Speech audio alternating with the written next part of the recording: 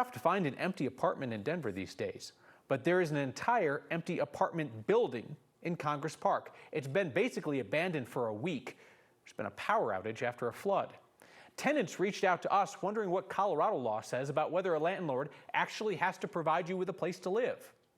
Here's Steve Steger with that.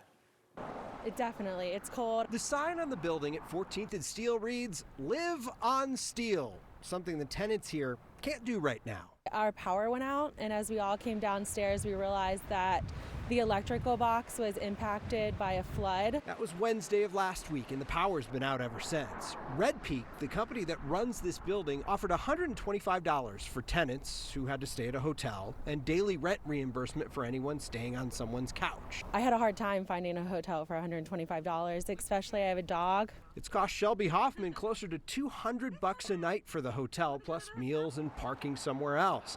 Then she got another confusing email from Red Peak suggesting she reach out to her renter's insurance company to file a claim for the accommodations, which made her wonder if the company was going to pay for the hotel after all. The state law that I've been reading lately is a little bit unclear. As a Colorado renter, you are entitled to a clean, habitable place to live. Zach Newman is a lawyer specializing in tenants' rights and co-founder of the Colorado Economic Defense Project. The first step, the most important step, is as soon as something has gone wrong to let your landlord know. He says in this case, the landlord knows the problem. They emailed about it, obviously. And since they can't fix it quickly, they're supposed to provide tenants with some sort of alternative, either a stipend for a hotel or cash back on rent. That cash needs to be made available. And if you think about it practically, that makes sense. Which it appears Red Peak did.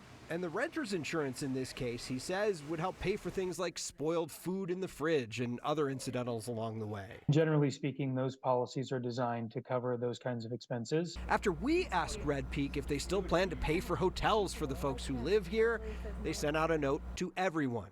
Quote, "Our intention is to reimburse you all during this outage for your hotel expenses."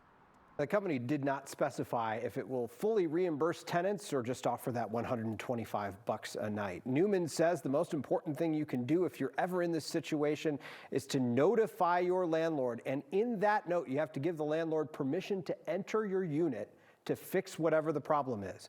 And he says you should be mindful of how you're contacting them. You have to use the email address that's in your lease to get their attention.